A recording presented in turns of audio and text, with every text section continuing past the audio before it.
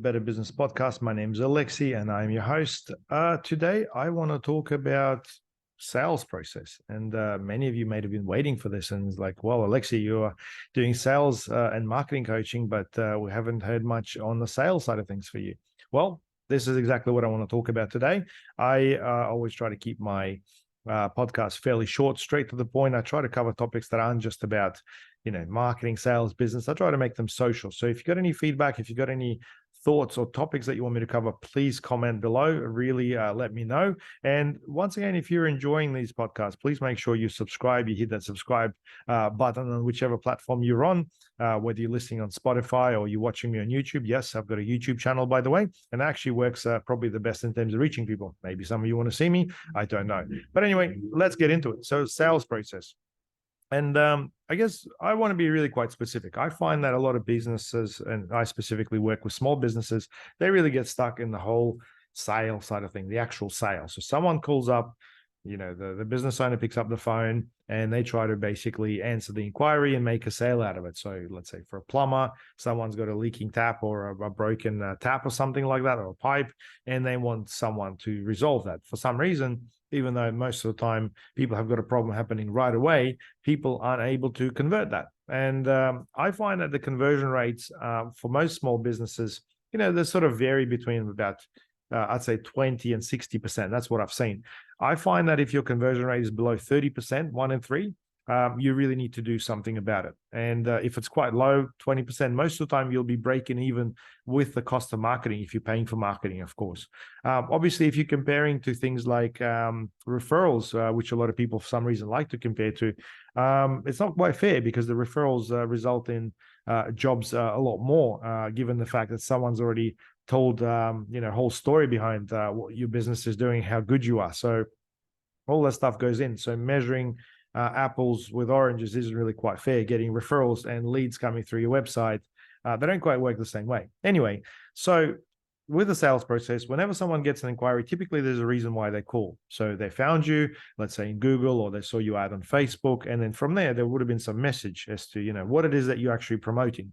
You are such and such, servicing such an area, and you are potentially, doing some sort of a offer for them. Hey, I'm a plumber servicing, in the west of Brisbane, for example, and you charge no call out fee. Great. So if someone calls up on that, they sort of know that already. You need to understand how you basically work with that in order to get them over the line. Now, with a lot of small businesses, it's actually a two-step process. Like you're not able to really work with somebody until you get a quote for these people. And especially if you're selling bigger items, the process typically sort of extends a little bit.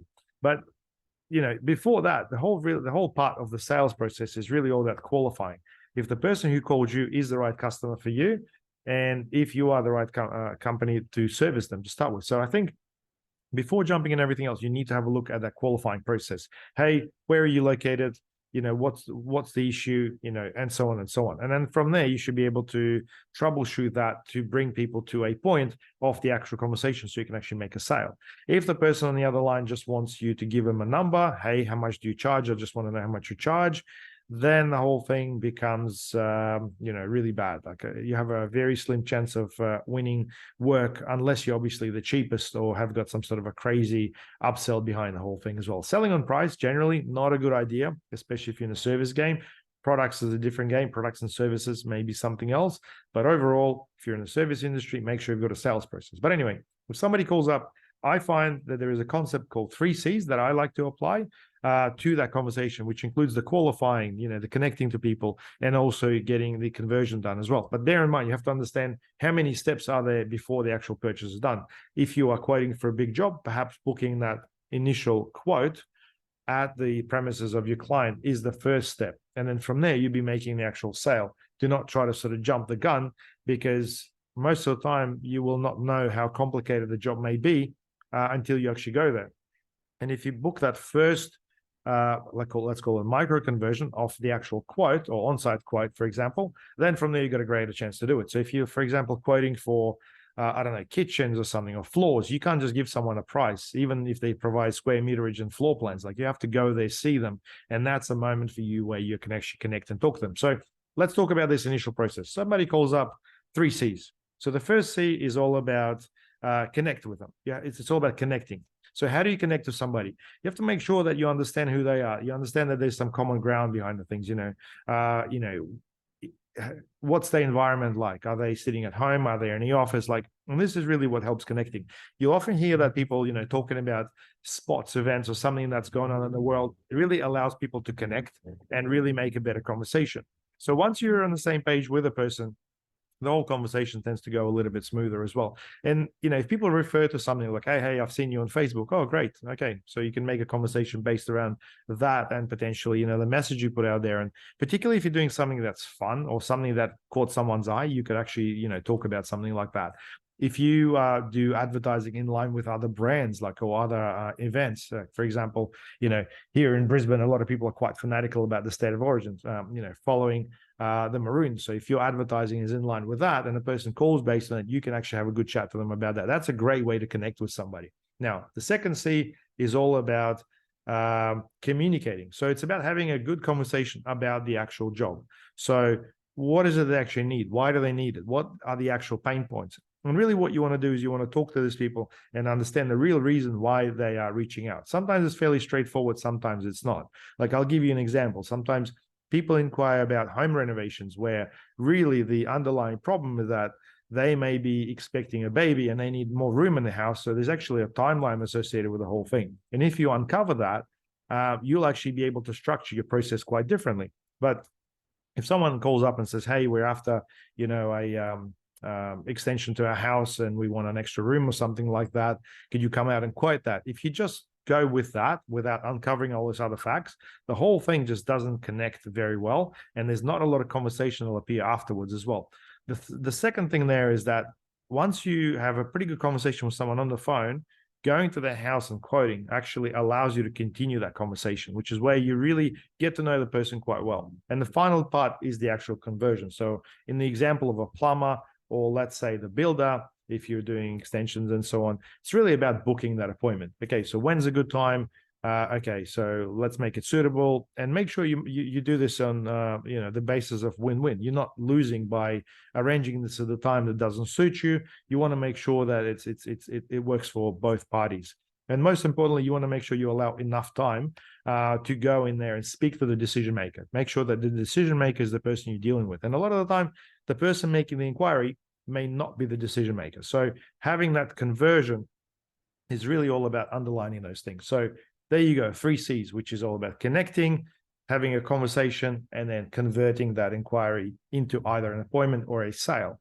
So my advice to you is, if you're dealing with customers in that 2-step process, so that initial part of doing a quote or potentially engaging someone for a further sales process, keep them on the phone for at least 5 minutes. 5 minutes is really what it would take to have at least a basic conversation with someone and really get to know them, really connect with them. And I'm sure if you've been in business long enough, you would know that once people get to know you, they sort of, they relax. You can have a smoother conversation. I mean, even me talking, every time I start my podcast, it's a little bit hard because you're out of one environment going into another environment. Once you get in the zone, the whole thing really streamlines and goes quite smooth as well. So that's that. Now, the next question, of course, is with all your leads and quotes and stuff like that, systems. A lot of businesses, for some reason, you still do not use systems. I mean, I'm lucky to see some businesses using things like Google Calendars. Great tool. I mean, it's got some functionality, but a lot of the time you really need something like a CRM. So customer relationship management system, especially if you have a team of people, if there's more than one person in the company, you really need to make sure you keep all your contacts in one place and you have some sort of a sales pipeline or deals line, if you like to look at it from a different perspective.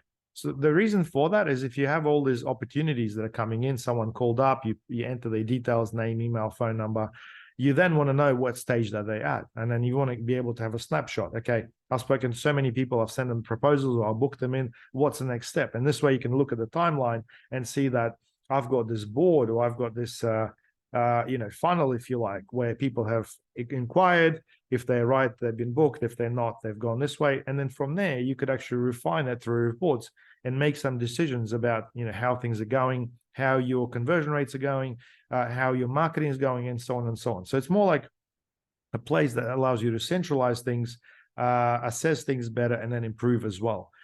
We typically have got a sales process which goes in like 4 steps. Inquiry basically appears and it's a good opportunity. So it's been qualified and typically would have one person doing that.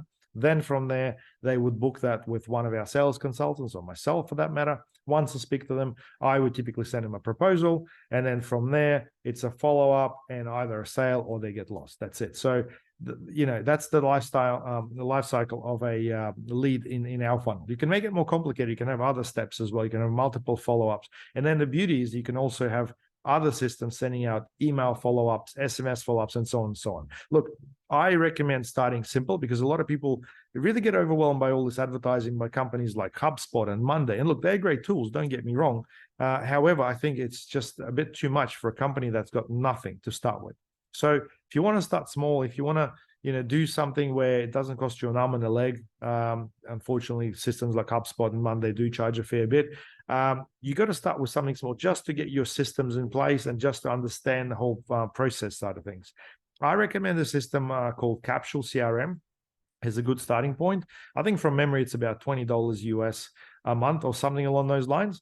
And I think there's actually a free version there as well for up to 200-300 contacts or something like that. But moral of the story is you can really get familiar with that system and then start working with that. And if you want to take this system to another level afterwards, you can then connect it to your website and all the form submissions will be fed into your capsule. And then you can automate a few things as well. So the whole idea is for businesses like mine, if I've got a couple of sales guys, I want to know how they're going without having to call them every single time. If one of them falls sick, somebody else can take over that opportunity. And then from there, I get to see the big picture and see how many conversions we had, how many fell off, and then assess all the lead sources and say, okay, these ones came from Facebook, these ones were referrals, these ones came through email marketing or Google ads or whatever. And from there, I can make a pretty good decision as to how to fine-tune my marketing, whether to stop certain things or reevaluate and change those things as well. So hopefully you guys are getting the idea of this and implementing something like this in your system. I know for a lot of businesses, it's really, really difficult. And especially it's hard when you've been sort of doing everything yourself. You've got no team. You may have a couple of contractors, but then that move to the next step is really, really hard. So if you're finding that you're micromanaging every single step, a CRM may be a good idea. But overall, if you can increase your conversion rate to at least 30%, if you're not there, guys, let's have a chat. Hit me up. I'm happy to give you some tips. Or if anything, I'll be putting some stuff on my website, which is coming up soon. And I'll announce that pretty soon. In relation to the actual CRM side of things, make sure that you're qualifying people. Use the 3 C's to have a good conversation with the people. Make sure you're booking those quotes or those conversations before you do the sale if you're selling something big. If you're doing something small, apply the 3 C's to make sure you connect with people before you actually start pulling your sales pitch as well. That's just my personal advice. Works well for me. And I think for a lot of people, just having that structure of the 3 C's and knowing what they're doing just helps in general.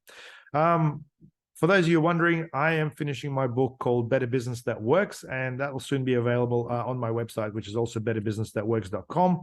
For the time being, there's obviously a subscription to my newsletter. Feel free to subscribe if you're interested, but the book will be out soon. If you'd like a free copy, let me know. I reward my listeners, and I definitely want to make sure that as many people get to read it as possible, because I do believe that it can create a positive change. And with the whole positive change thing, I'll record a separate podcast episode because I think that concept is actually quite big within itself. Anyway, my name is Alexei. Make sure if you enjoy this podcast, you subscribe and you share this with your friends. I'd love, obviously, more people listening to what I'm saying. And you guys have a great day.